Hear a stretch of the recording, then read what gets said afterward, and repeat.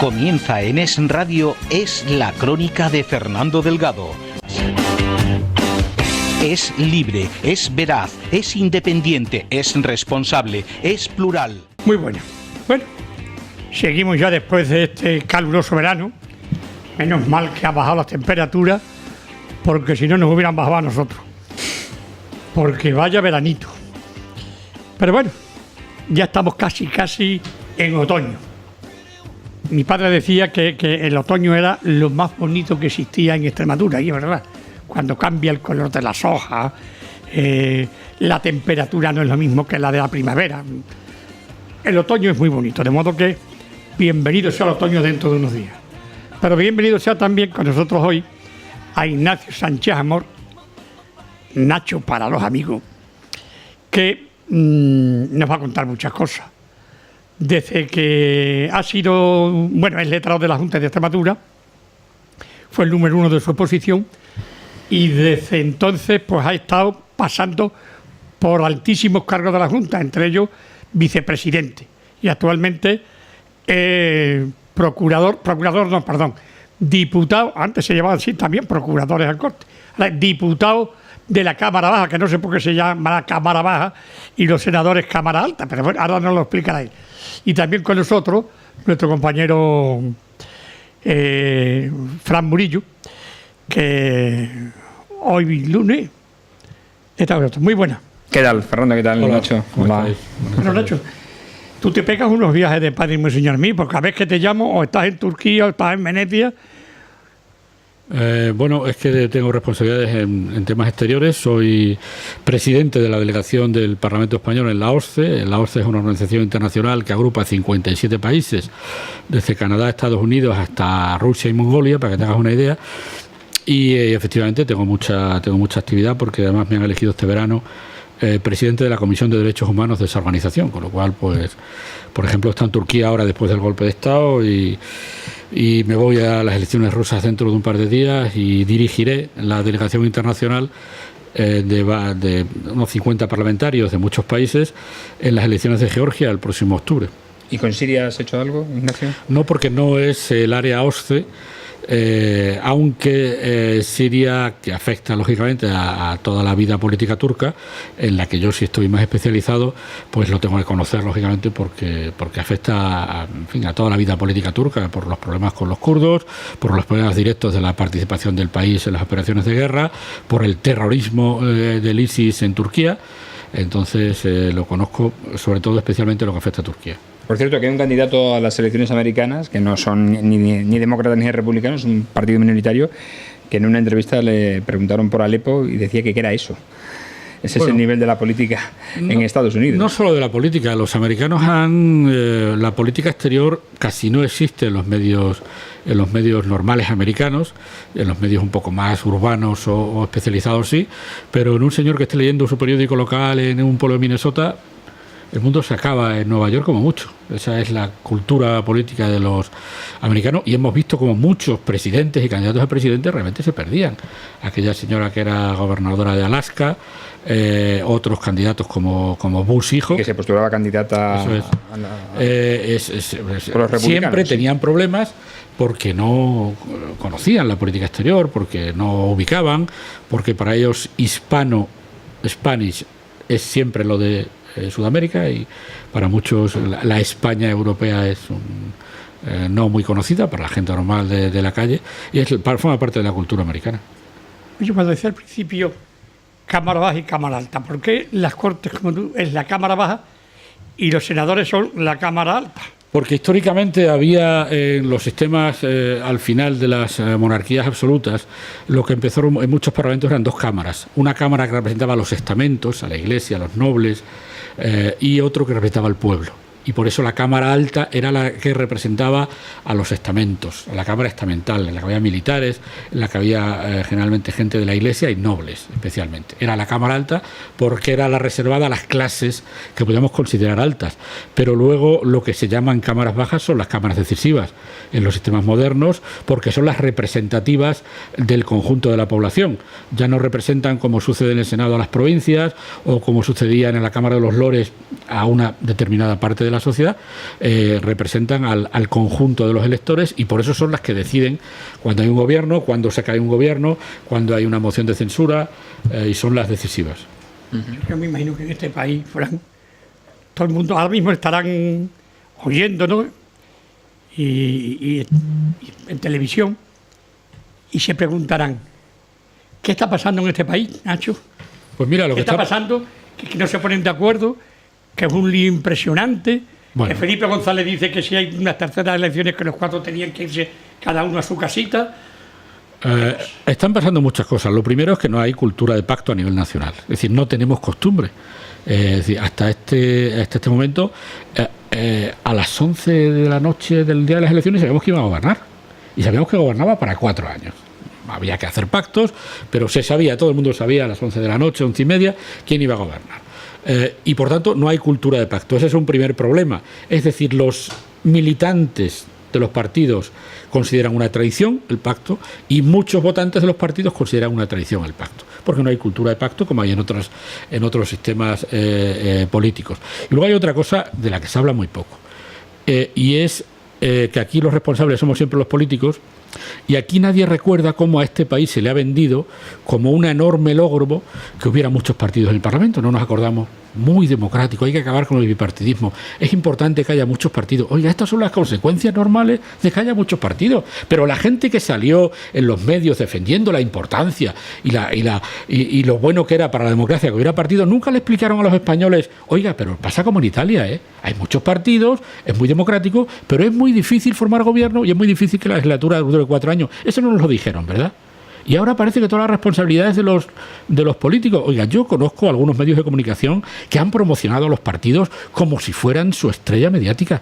Eso lo sabemos todos, ¿verdad? Por La Sexta, por ejemplo. Pongo La Sexta y pongo Podemos. ¿Y cómo se nos ha metido Podemos con cucharadas al electorado? Y cómo se ha hablado mal del bipartidismo, y cómo se ha dicho que era... Por cierto, se ha dicho que el sistema electoral estaba preparado para que no hubiera partidos nuevos. Ahí tienes 2 partidos nuevos, 70 y 30 escaños. Era mentira que el sistema electoral impidiera que entrara gente. La gente no votaba a Izquierda Unida porque no querían votarla, y la gente no votaba a UPyD porque no querían votarla. Y la prueba es que ahora, cuando un partido ha encajado en una demanda electoral, ha sacado 70 escaños, 70, no 1 ni 2. Por lo tanto, era mentira. Ya está claro, ¿no? Era mentira que el sistema electoral estuviera preparado para impedir que jugaran nuevos actores. Pero las consecuencias de que haya nuevos actores, a los que se nos han metido con la cuchara bien de que era muy importante que hubiera muchos partidos, las consecuencias son estas. Pero nadie se acuerda ya de todos esos medios intelectuales y tertulianos que nos convencieron a todos de lo importante que era esto, pero no nos dijeron que estas eran las consecuencias. Es que estas son las consecuencias. Es que mientras en Italia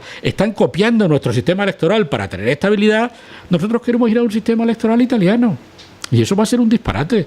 Y estas cosas, como no se le dicen a la gente, porque a la gente hay que dorarle la píldora, darle la razón, y nunca nadie desde la vida política habla de las cosas que son un poco a contrapelo, pues llegamos a estas situaciones. Por tanto, hay falta de cultura y hay las consecuencias lógicas y previsibles de un sistema con muchos partidos. Pero sí es cierto que o nuestro sistema electoral no está preparado para mayorías por debajo de 150 diputados, por el bloqueo que se produce, o es que los partidos están mirándose demasiado al ombligo y no al interés de la ciudadanía en general. Bueno, yo tengo una tesis parcialmente diferente. La gente nos dice, por ejemplo, toda la presión se ha colocado en el PSOE. Para mí de una manera gratuita, ¿no? Oiga, ¿y por qué el PSOE tiene que abstenerse? ¿Por qué no se abstiene Podemos? Que no es ni de izquierda ni de derecha. O eso nos dijeron, ¿verdad? Pues si no son de izquierdas ni de derecha, es que son un poquito de izquierdas y un poquito de derecha. Que apoyan el PP. ¿Por qué nadie se dirige a Podemos para que se abstenga? ¿Por qué toda la presión se dirige hacia el PSOE? Porque yo creo que cualquiera que tenga 11 abstenciones puede hacerlo. Otra cuestión que se dice poco. ¿Cuántos votos consiguió el PP para tener la presidencia del Congreso? 179. 3 más de los que necesita para tener un gobierno con mayoría absoluta. ¿Por qué no va a buscarlos? ¿Y de quiénes son? De los nacionalistas. ¿Por qué los votos nacionalistas valían para sacar la presidencia del Congreso y no para el gobierno? Que nos lo expliquen. ¿Por qué de repente el PSOE, que es la oposición, y la alternativa tiene que regalarle al PSOE, al PP el gobierno y a Podemos la oposición? Porque si nosotros favorecemos un gobierno del PP, cada vez que critiquemos al gobierno del PP, Podemos nos dirá: ¿y usted de qué se queja si este gobierno está ahí porque ustedes se han abstenido? ¿Se entiende o no se entiende? Claro, es que lo que no puede ser es que de repente el partido de la oposición, el partido de la alternativa, tenga que regalarle el gobierno al partido que le ha hecho para nosotros, en nuestra idea del país, el roto social que le ha hecho en estos 4 años. Sobre todo porque ellos han demostrado que si quieren pueden tener 179 votos. Porque los tuvieron para tener la presidencia del Congreso. Por tanto, que se pongan a buscarlos. ¿Tendremos que llegar a dar carpetazo a esta Constitución y hacer una nueva? Yo creo que no. ¿O modificarla? Como lo hizo De Gaulle con la Cuarta República. Mira, esto es como aquello del sistema electoral, esto es como aquello de las novedades, de la vieja y nueva política. ¿Alguien se acuerda ya de la nueva política? ¿Se ve algo diferente en Ciudadanos y Podemos de lo que es la lógica interna del PP y de Ciudadanos y del PSOE? ¿A que no? Aquí hay las mismas discordancias, peleas, el mismo lenguaje, la misma forma de dirigirse a la gente, el mismo uso de los micrófonos, el mismo uso de los pequeños trucos, digamos, de la política de medio pelillo. Estamos otra vez en lo de siempre, ¿verdad? Izquierda-derecha. Pero nos habían vendido que lo importante no era la izquierda y la derecha. Por eso Podemos decía: yo no soy ni de izquierda ni de derecha. No, estamos otra vez donde estamos todos, ¿verdad? Diciendo que lo lógico es que pacten el PP y Ciudadanos, que son partidos conservadores o liberales, y que lo lógico sería, si sumaran, que pactaran el Podemos y el PSOE, que representan a la izquierda. Son ese tipo de cosas que nos cuentan. ¿Quién ha dicho que la Constitución no vale? ¿Por qué no vale? ¿Acaso no está funcionando el sistema como debe funcionar? ¿El problema es de la Constitución, lo que está escrito en la Constitución, o el problema es que no hay acuerdo político? A ver si le vamos a echar la culpa de que no haya acuerdo político a la Constitución, que ha previsto y ha funcionado hasta ahora perfectamente. Lo que hay que asumir es que este país se le ha conducido a un cambio en el sistema de partidos que tiene unas consecuencias. Y ahora todos tenemos que asumir las consecuencias. Los partidos sabiendo pactar y los ciudadanos sabiendo que esto es más difícil que antes. ¿Tendremos que esperar a las elecciones gallegas y vascas? Sí, yo creo que sí. Yo creo que sí, porque en este momento el único elemento que puede barajar otra vez un poco la baraja y repartir nuevas cartas son esas dos elecciones, en todos los sentidos, porque el PP puede necesitar al PNV aquí y el PNV el PP allí. Es una hipótesis que habría que explorar. Hay que tener en cuenta que el PNV por ahora no está en una deriva secesionista como está el Partido Demócrata Catalán, la antigua Convergencia y Unió, y por tanto sería una posibilidad que yo creo que ellos deberían explorar.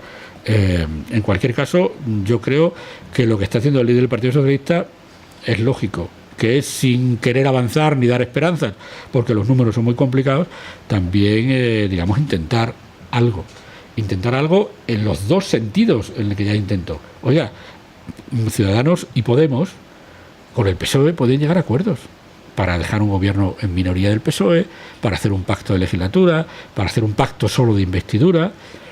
Ya lo intentamos. Ahora el problema es que ellos no se ponen de acuerdo. Pero Nacho, tú sabes que con Podemos es imposible, porque en cuanto hiciera ese pacto que tú dices, de PSOE, Ciudadanos y Podemos le exigiría: yo quiero tanto y tantos ministerios. No, porque yo no estoy hablando, o por lo menos no es la única hipótesis, la de un gobierno de coalición. Puede ser un apoyo parlamentario. Aquí no está gobernando Podemos, ¿verdad? Sin embargo, permitió gobernar el que había ganado las elecciones, que fue Guillermo Fernández Vara. Por tanto, no hay por qué hacer un acuerdo ni entrar en un gobierno. Se trata de hacer acuerdos parlamentarios. Pero no quedaría en un estado de excesiva debilidad el PSOE gobernando con 85 escaños. Sí, pero hay que ser consecuente. O lo hacemos o es que somos los políticos muy malos. Porque si no lo hacemos es que somos un desastre, nos tenemos que ir a casa y nos tienen que quitar el sueldo. Y si lo intentamos...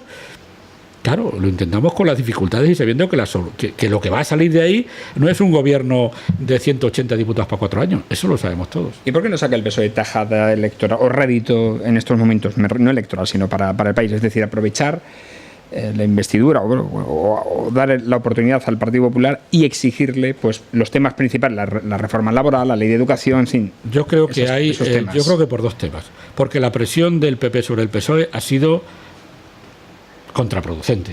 Es decir, en mi partido hace 3 meses no estaba claro lo que pensaba mucha gente, ¿verdad? Había gente que pensaba que había que abstenerse, hacer una abstención que se llama técnica, que no se sabe bien lo que es, que unos diputados se salieran, varias hipótesis. la presión del PP, con todos sus medios de comunicación dirigiendo la responsabilidad de que no hubiera gobierno hacia el PSOE, sin haber hecho nada, sin haber llamado todavía a Ciudadanos, sin haber sentado a probar nada, antes del acuerdo con Ciudadanos, ya estaban echando al PP, al PSOE la responsabilidad. Yo creo que esa presión ha cohesionado al PSOE alrededor del no. Lo ha cohesionado como no era previsible hace 3 meses. Hace 3 meses se podía pensar que en el PSOE había muchas discrepancias. Ahora esas discrepancias, ante esta legislatura, ante esta investidura pasada, sencillamente se habían cerrado. Es que sencillamente era que no. Uno de esos medios conservadores, el diario ABC, ha publicado un barómetro en el que estima que el 44%, solo el 44% de los votantes del Partido Socialista está de acuerdo con la estrategia que está siguiendo el partido. Bueno, me merece la misma opinión que me merecieron todas las encuestas que auguraron el sorpaso, que eran todas. Todas decían que el Podemos iba a superar al PSOE, ¿no? Es decir, a ver si nos enteramos que las encuestas en este país no funcionan. Es decir, yo entiendo que esto es doloroso para las empresas que se dedican a cobrar dinero por lanzar unos dados al aire, pero progresivamente la gente ha dejado de decir a las encuestas lo que hace o lo que va a hacer o lo que hizo. Ha sido clarísimo, las encuestas hace 15 años funcionaban, ahora no funciona ninguna. Ninguna encuesta decía que el PSOE iba a quedar el segundo. Todas decían que Podemos iba a pasar y no ha pasado, y Podemos perdió 1 millón de votos. Por tanto, las encuestas me las creo relativamente. Y luego yo sé que hay una diferencia de percepción entre el militante socialista y el votante socialista, que seguramente el militante es mucho más partidario acérrimo de no permitir un gobierno del PP. Sin embargo, el votante, que es un votante eventual, que puede votar ahora al PSOE y en otro momento a otro partido, pues seguramente le va a costar más entender que finalmente vamos a unas terceras elecciones. Yo eso soy consciente, pero hay que intentar ser coherente con lo que hemos representado en las elecciones. Y hemos representado en las elecciones la alternativa al PP. Sobre todo porque el PP, si quiere, reitero, suma para tener 179. Bueno, va a pasar, ¿qué va a pasar? En mi opinión va a pasar... ¿Tú qué piensas que puede pasar? En mi opinión va a pasar que habrá un intento por parte del PSOE de ensayar alguna fórmula que permitiera gobernar con el acuerdo de los partidos que no quieren un gobierno del PP. Para eso el PSOE tiene unos límites, por tanto Podemos tendría que dejar caer o posponer o no presentar como una exigencia inmediata ningún tipo de referéndum de autodeterminación, y Ciudadanos tendría que dejar caer el veto absoluto. Él parece que se ha instalado, pero nuestra responsabilidad es intentarlo, aunque sabemos que es muy difícil. Si eso no sale, habrá elecciones gallegas y vascas, y a partir de las elecciones vascas especialmente podremos saber si el PNV puede avenirse a un acuerdo con el PP en Madrid, a nivel nacional, porque necesite al PP para gobernar el País Vasco. No, le falta uno, ¿no? Es que uno hasta 176... Pues sería otra hipótesis. Pero claro, ya sería, estamos hablando con el PNV son 175. Pues ya sería otra hipótesis. Hay algunos diputados que están en disciplinas pero que vienen de otros partidos. Se puede pensar en ellos. Pero al que le corresponde hacerlo es al que lo intente. El Rajoy ha dicho que lo va a intentar otra vez. Bueno, que lo intente. ¿Y por qué son tan importantes las elecciones gallegas y las elecciones vascas para la nacional? Para las personas que nos están oyendo y escuchando. Porque en las elecciones vascas es posible que el PNV necesite al PP para gobernar, y eso podría hacer que el PNV apoyara al PP en Madrid para gobernar. Esto es la lógica de los parlamentos. Esta idea de que los partidos tienen que una especie de inmolarse en beneficio de unos intereses nacionales que otros definen, son muy complicados. Yo creo que el mejor favor que le puede hacer el PSOE a España es seguir siendo el PSOE y seguir siendo fuerte, porque las otras alternativas me parecen peores para mi país. Por tanto, pensando en mi país, creo que hace falta que el PSOE sea un partido de oposición que esté fuerte, que tenga capacidad para ser la alternativa si no consigue el gobierno. Por tanto, en mi opinión, defender a España es defender a los partidos que han entendido la democracia española como ha permitido hasta ahora 30 años de progreso en España. Y personalmente, ¿cómo te postulas? ¿En la tesis de Sánchez o en la tesis de Fernández Vara? No, vamos a ver. Nosotros los diputados dependemos de la Ejecutiva Federal. Esto que no haya ninguna duda. Yo lo recordé el otro día a mis compañeros, aunque ninguno tenemos ninguna duda. De nosotros somos elegidos en circunscripciones provinciales, pero el grupo parlamentario, en primer lugar, nosotros, aunque lógicamente defendemos especialmente los intereses de nuestra circunscripción, representamos a toda España. ¿Te imaginas que un partido como era UPyD, que solo tenía 5 diputados, solo pudiera hacer política en relación con las provincias donde tenía diputados? Y si no tenía nadie de La Coruña, no podía preocuparse de los astilleros del Ferrol. No. Los diputados representan los intereses de todo el país. Por eso algunos diputados nos dedicamos a temas internacionales, que no son la carretera de una provincia o la carretera de otra. Pero no estoy hablando, Nacho, de disciplina, estoy hablando de... No, yo creo que lo que se ha hecho hasta ahora, es lo correcto. Quiere decir que no en esta investidura, y en el futuro veremos las hipótesis que se plantean. Yo creo que hay que estar abiertos. Es decir, yo creo que los políticos tenemos que ser coherentes con lo que hemos prometido a nuestros electores, pero también ser coherentes con la necesidad de pacto a la que conduce este sistema de partidos. En mi opinión, habría que volver a un sistema de partidos mucho más claro, menos fragmentado, y en el que hubiera mayorías que permitieran legislaturas de 4 años. O sea, pero eso depende de los electores. En definitiva, ¿tú qué votarías? Yo votaré lo que me diga mi Ejecutiva Federal, porque soy un diputado... Pegarme un pase taurino de padre muy señor mío, Nacho. No, y si yo pienso una cosa y la Ejecutiva Federal de mi partido piensa otra. Es que yo dependo de la Ejecutiva Federal. Sí, pero pues esa es la pregunta. Si no estamos hablando de disciplina de partido, que hará lo que la Ejecutiva Federal dictamine, pero yo creo que hasta ahora, pero igual que lo hace Fernández Vara, que habla, sí, pues yo creo que hasta ahora hemos hecho bien. Sí, yo creo que no era necesario y era lógico, y yo lo he defendido, y creo que a partir de las elecciones vascas se pueden dar otras circunstancias y habrá que plantearlas. He tenido una percepción, al menos, no sé si estoy equivocado o no, pero en el debate de investidura de Rajoy, cuando en las alocuciones que hacía Pedro Sánchez, no te he visto aplaudir en muchas ocasiones. ¿Por qué? Ay, no lo sé, porque estaría... No, a tus compañeros los he visto, diputados, los he visto aplaudir, pero él no. Por ningún motivo, no por ningún motivo. Yo sabéis que me posicioné en mi partido con el candidato Eduardo Madina, pero yo soy una persona razonable, yo no soy ningún sicario ni ninguna persona dogmática. Yo creo que Pedro Sánchez ha tenido aciertos y errores, pero creo que está en una travesía muy difícil del Partido Socialista, mostrando una resiliencia, una resistencia y una, digamos, verticalidad ante presiones que son muy fuertes, que le hacen merecer confianza. Por tanto, no es que dejar de aplaudir en una cosa u otra. A veces aplaude demasiado para la escena o para la galería, y si el otro grupo ha aplaudido mucho, el tuyo aplaude mucho.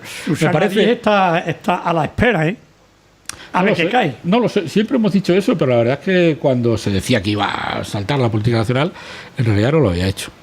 Bueno, ¿se ha ofrecido ahora para mediar? No lo sé. En el bloqueo político se ha ofrecido.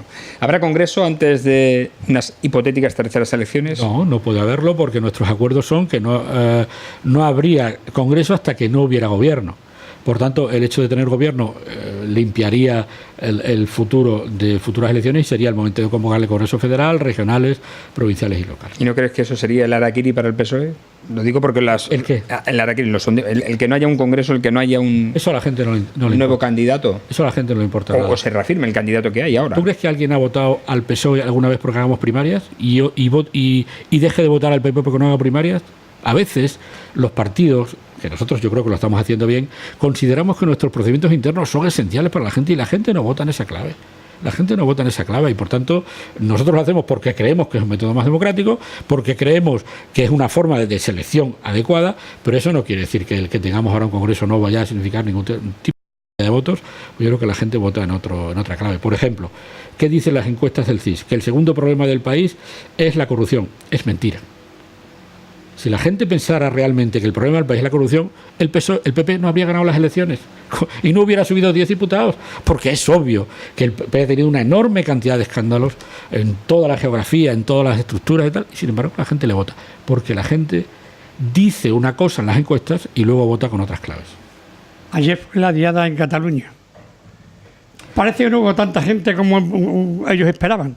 No te preocupes, que en 2 minutos te dejamos. Bueno, yo creo que efectivamente hay menos gente, yo creo que hay un cierto agotamiento del discurso, y por eso vemos salidas como que ahora en un año y tal, pero el problema está ahí. El problema está ahí, una enorme cantidad de catalanes que ha desenganchado sentimentalmente del proyecto español, y lo que hay que preocuparse es de eso. ¿Qué es lo que me preocupa a mí? Que la izquierda catalana haga un discurso nacionalista, conservador y reaccionario. Es decir, la izquierda catalana también ha entrado en el juego del expolio fiscal. Nos roba España. Es decir, un discurso desde una teórica izquierda que va en contra de la solidaridad territorial. Por eso, para mí, esa izquierda en realidad no lo es. En realidad es una izquierda nacionalista y, por tanto, de campanario y, por tanto, que no entiende la lógica ni de España, ni de Europa, ni del mundo. Tenemos que terminar. Pero, ¿crees que habrá unas terceras elecciones? Pregúntamelo a partir de las elecciones vascas y gallegas. Tengo una respuesta un poco gallega, pero una pregunta, la última, una anécdota. La anécdota que creo que fue la primera votación de la investidura de Mariano Rajoy, cuando te nombraron, hubo risas, pero la Cámara no lo vio, no sabemos por qué. ¿Qué ocurrió ahí? Porque no me oyó, yo dije no. Y ella me dijo no, y yo dije no, con los tonos más o menos que estoy empleando. Entonces fue un motivo tal. No me había oído la señora Sánchez Camacho. Vale. Nacho, ahora te vas a Rusia. Me voy a Madrid, tenemos la constitución de las elecciones rusas son el domingo y estaré en la delegación internacional de las elecciones rusas. Pues buen viaje. Muchas gracias. Y ya sabes, esta es tu casa. Muchas gracias. Tanto en el radio como en Televisión Extremeña. Un saludo a todos los radio oyentes. Gracias a ti. Gracias.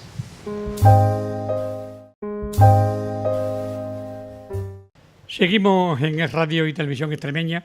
Bueno, nuestro invitado de hoy, Ignacio Sánchez Amor, pues se ha marchado porque tenía que hacer muchísimas cosas, y entre ellas viajar inmediatamente al aeropuerto de Barajas porque tenía que coger un avión. Por lo tanto, primero agradecerle que haya estado aquí, porque ha estado apurado hasta el último minuto para salir corriendo, que otro político de su categoría tendría en la puerta un coche para llevarlo inmediatamente al aeropuerto. No.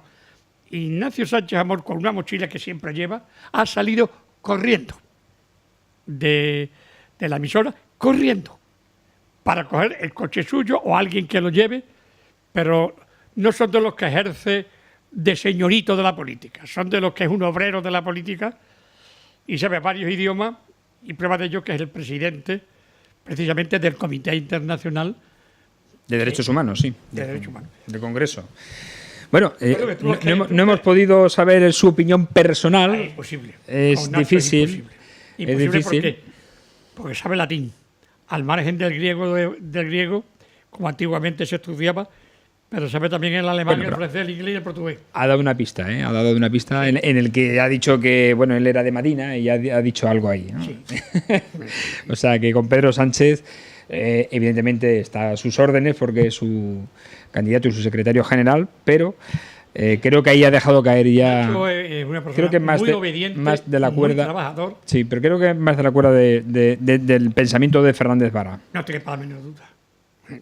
Por un hombre muy sensato, y lo que se está haciendo ahora, yo no sé cómo llamarle o cómo catalogarle, pero bueno. Fíjate que, Fernando, en unas hipotéticas elecciones hay un barómetro de GAT3 que se ha publicado este domingo, en el que si se celebrasen elecciones... Sí, es que sube otra vez el Efectivamente, PP. sube el partido, elecciones ahora en septiembre, el Partido Popular subiría un 0,9, casi un punto, se situaría en 142 diputados, sacaría 5 diputados más de los que tiene ahora, que son 137, a costa de los del PSOE y de Podemos. PSOE bajaría 6 décimas, lo que significaría 4 diputados menos, pasaría de 85 a 81. Podemos bajaría un diputado, un 0,2, y Ciudadanos también bajaría un 0,2 y perdería 2 diputados. Se situaría en 30 diputados, perdería 2 de los 32 que tiene, según este sondeo. Bueno, también es cierto que los sondeos son... Que no dan ni una, sí. Y como no dan ni una, y lo han demostrado que no dan ni una, yo soy personalmente de los que no me fío de ese sondeo. No, ni tú ni nadie. Después de lo visto ya cualquiera pone la mano en el fuego. Que ha dicho Nacho, que es verdad, con lo que fíjate tú lo que se ha montado con Soria para que fuera director del Banco Mundial, con la que tienen en Valencia con Rita Barberá, con la cantidad de corrupción que ha habido, y la gente sigue votando. A ver cómo cuadra esto. Pues yo creo que más es un voto útil que otra cosa. Es decir, el Partido Popular perdió en diciembre muchísimos escaños y votos en favor de Ciudadanos, y en este mes, las elecciones del mes de junio, los ha recuperado en base al voto útil, es decir, ha recuperado parte de ese electorado que se le fue precisamente motivado por la corrupción y los escándalos a los que has aludido, y ahora lo está recuperando como voto útil, porque su electorado, al menos el que más creyente, cree que la única posibilidad pasa por el Partido Popular. Bueno, tú has estado en la feria. ¿En la feria? Cuéntame, ¿qué tal te la has pasado? ¿Se has bailado mucho? No, bailar mucho no. Aguantarlo, yo que tengo niñas pequeñas con los cacharritos, ¿no? Fui el viernes, que era el día del niño, y estaba a 2 euritos, entonces eso se agradeció, que ese día estuviese a 2 euritos hasta las 12 de la noche. Y aprovechamos para montar bien rápido a las niñas, tanto es así que eran menos 10 y decíamos, venga niñas, montaros, que a las 12 sube 1 euro más cada viaje. No, La verdad es que los cacharritos de las narices son carísimos. Por eso se lo dije cuando tuvimos aquí la semana pasada a Ana Aragoneses, ¿no? Que bueno, el ayuntamiento no tiene que sacar rendimiento económico de una feria. De hecho, te digo una cosa, creo que la feria, lo dijo aquí, ha costado 55.000 euros al ayuntamiento de Mérida. El ayuntamiento de Almendralejo ha gastado 120.000 euros en una feria. No digo que se gaste lo mismo, pero siendo una población más pequeña se ha gastado mucho más. Lo que sí puedo hacer es hacer una labor social, es decir, con los cacharritos. Pues, por ejemplo, cobrar menos, llegar a un acuerdo con los feriantes para cobrar menos por los terrenos, si ese es el problema, que no lo sé, y acordar un precio para que sea más barato, para que los padres, imagínate un padre que esté cobrando la renta básica, que no pueda montar a sus niños en la feria. Montar, sí. Pues en eso hay que pensar también, una especie de bono social, en eso hay que pensar también. Un bono social para que puedan montar gratis. Los niños. Sí, sí. Hombre, pues claro que sí, eso habría que pensarlo y lo dejamos aquí para que el alcalde y la concejala lo para que le hagan. atraccione. Yo he ido algunas veces con mis hijos y con mis nietos, de los más grandes que existen. Tú pagas una entrada y te montas donde te dé la gana. Donde tú quieras. Ya, pero al final Es cuestión de pensarlo. Pero si dices, bueno, lo que tú hablabas, los de la renta básica, toma. Un vale para que puedas montar donde te dé la gana y las veces que te dé la gana, coño, que esos niños tienen derecho también tienen derecho a disfrutar y más que ninguno. Y esos pueden montar gratis en todos los aparatos. o Y bajar aquellos que tengan una renta básica distinta, pues esos que paguen. y bajar un poco el precio. Y bajar un poco. No existir, que el ayuntamiento acuerde, oye, yo te bajo tanto los terrenos o te los doy gratis porque no tengo necesidad tampoco de, o sea, la feria no es un negocio. La feria es un gasto que tiene que hacer y punto, que revertirá en la sociedad a través de los establecimientos, del empleo, de etcétera. Tú vas a Renfe. En tu caso no, porque tú tienes 2 niñas, pero los que tienen familia numerosa tienen descuento en todos sitios. Hacer algo así parecido. Y eso es una asignatura pendiente que tiene el Y ayuntamiento. si esa familia numerosa, además, esta renta básica, pues imagínate, ¿eh? Yo creo que se debería. Yo creo que Osuna, como sé que nos oye, nos escucha y nos ve, pues tenía que pensárselo para el año que viene. Para esas personas que se conocen perfectamente quiénes son, porque eso nada más que hay que verlo en el ayuntamiento y sabes quiénes son los de la renta básica y todo eso, Están registrados. pues propiciar para que esta gente pudiera estar más amparada en ese sentido. Y tuvieran una feria también, digna. Hombre, claro. Evidentemente, ¿no? Yo creo que eso es una labor y más de un gobierno progresista como es el que está ahora el Ayuntamiento de Mérida, que debe realizarlo, ¿no? También, sobre todo por los niños, ¿no? Que yo, hombre, es verdad que yo cuando fui la feria estaba llena. Ese viernes fue tremendo porque fue el concierto de David Guetta, los toros que hubo de Rejón, en Mérida estaba a tope, no había quien aparcara por ningún sitio, ¿sabes? Pero, vuelvo a insistir, hay muchos padres con niños dando vueltas y ¿verdad? Los cacharritos estaban llenos, la gente, pero había niños también que yo observaba que no se podían montar en todo lo que ellos querían, normal, ¿no? También, ¿no? Sí. Mis hijas tampoco se pueden montar en todo lo que quieren porque te dejas ahí el sueldo, ¿no? Pero, hombre, y algunos pero sobre todo, vuelvo a insistir. Son relativamente peligrosos. Pero, bueno, aparte de eso, sí.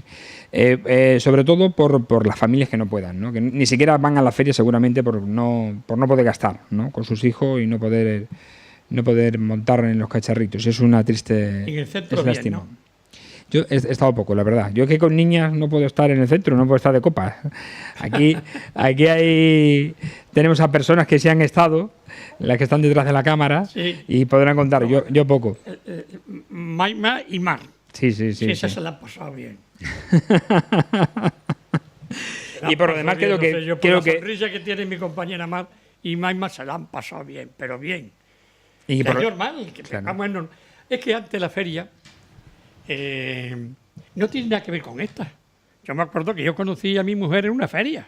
¿Ah, sí? Y me dice novio en una feria. Solía ser así, sí. O sea que entonces las ferias eran distintas. Era una feria al año, pero esa feria era la feria. Es que ahora no hay ni una sola barriada que no tenga su feria. Que no tenga también sus cacharritos, como decimos, de parque de atracciones, etcétera, etcétera. Y las oportunidades de ocio ahora son mucho mayores, ¿no?, que la de antes, ¿no? Solo tienes que ver, y eso tú que has escrito mucho sobre la historia de Mérida, cómo era lo que era el círculo emeritense y lo que era el casino, ¿no? Y lo que se ha quedado. Pero el casino sigue. Y el casino está teniendo un impulso que no te lo puedes imaginar, ¿eh? Se van a empezar a hacer exposiciones. Entre otras cosas, porque yo formo parte de la Junta Directiva y vamos a hacerlo, porque es prácticamente la única sociedad que queda, porque el liceo ya no existe, digámoslo así, que era la mejor sociedad cultural que había en Extremadura, el liceo. Pero va a empezar a hacer conferencias. ¿Y por qué se vino abajo el liceo? Porque llegó a contar con ¿cuántos socios? Con 2.000 casi. Es una barbaridad. Yo he escrito un libro sobre el liceo para que no se pierda. El primer libro, que además me lo prologó Rodríguez Ibarra, que había sido socio también. Y por la mala gestión, simple y llanamente, por la mala gestión de sus presidentes, de algunos presidentes. En fin, no queremos dar nombres, para que no queremos que haya mal rollo, como se suele decir ahora, pero por la mala gestión, porque pero sigue existiendo, ¿no?, como tal. Existe, vamos a ver, el hay liceo se vendió. Ciento y algo de socios Se todavía. lo vendió. Y quedó unos 200 metros cuadrados durante 25 años, que ya llevarán 10 o 12. Y entonces se tienen que ir. O sea que le quedan pocos años de vida a ese trozo de liceo. Digo que es un trozo, es un pequeño trozo, donde ya no se puede hacer exposiciones, ni conferencias, ni nada de eso. Los que hay allí, echar la partida, reunirse allí, en esos pocos metros cuadrados de ese impresionante liceo que era santo y seña de Mérida, donde los propietarios, los industriales y de la cultura, de la medicina, de la abogacía, fueron los que crearon ese liceo. Algunos dicen que eran de masones y demás. Masones los había dentro, pero ya la masonería había desaparecido en el 1901, que es cuando se crea el liceo, y se creó en la plaza de Santa María. Había una casa allí con Felipe Trigo, con los Valverde, y los Valverdes de masones ni uno. Con Fadón, que era un médico, que tampoco era más de derecha que de izquierda. Con Tomás Lancho, el bisabuelo de Nacho. Con Eugenio Macías, que era un industrial de una categoría impresionante, que era el director del semanario La República, y muy importante. Tenía una hija que precisamente que era adoptada, doña Melina Tarín, que se casó con uno de las personas más conocidas de Mérida, con don Luis Matute, y los Matutes y los García de Vinuesa, que se unieron, son una gran familia. Es decir, que Mérida es una ciudad donde todos, de una manera u otra, están emparentados, bien políticamente o bien carnalmente, pero que hay Mérida y el casino ahora mismo. El otro día, el día 3 de feria, se le invitó a todos los socios a jamón, queso, todas las bebidas gratis, y además muy bien. Hubo no esa avalancha de gente que suele que cuando no, con cierto prestigio y cierta categoría, porque el círculo emeritense tiene eso. No es necesario avalancha. Nos gustaría que fuera, por lo menos en continuidad, como el de Almendralejo, que también tiene su prestigio y su categoría. O sea que en fin. Bueno, lo que le falta es sabia nueva, ¿no? Claro, gente, bueno, ya empiezan a hacer socio. Gente nueva. Ahora el presidente, hombre, que es un chaval joven, que es Ángel Gordillo, Y la junta directiva ya mano. Aquí el único veterano que hay soy yo. Que llevo, me parece que son 40 años en la junta directiva. Y porque muchas veces que no quiere ser nadie y que le vamos a hacer. Bueno, tenemos que despedirnos. Nos vamos Y el miércoles volveremos a estar aquí con ya con la tertulia. la tertulia. De los políticos, a ver qué se cuentan ellos, los de aquí. Y eso, y después Hay un tema aquí importante también que las elecciones puede jugar a favor o en contra, que son los presupuestos del año que viene de la Junta de Extremadura. A ver qué posicionamiento van a tener los grupos políticos. Y después que también adelantarle que en televisión extremeña pues también va a haber cambio. Porque vamos a tener, ya se lo he dicho, ya se lo he propuesto, una tertulia de periodistas. Una tertulia de mujeres. Esa está ya casi ultimada, Que sí, está casi ultimada, que la va a llevar María Viguera. efectivamente. Y bueno, pues vamos a hacernos con la audiencia de Mérida, porque, entre otras cosas, nos lo merecemos. Si no nos piropeamos nosotros, que se va Ya lo va a hacer, ya ¿no? lo va a hacer. No necesitamos abuela. Muchísimas gracias. A ti, Fernando. Nada, desearles una feliz jornada, que siga que esté fresquito.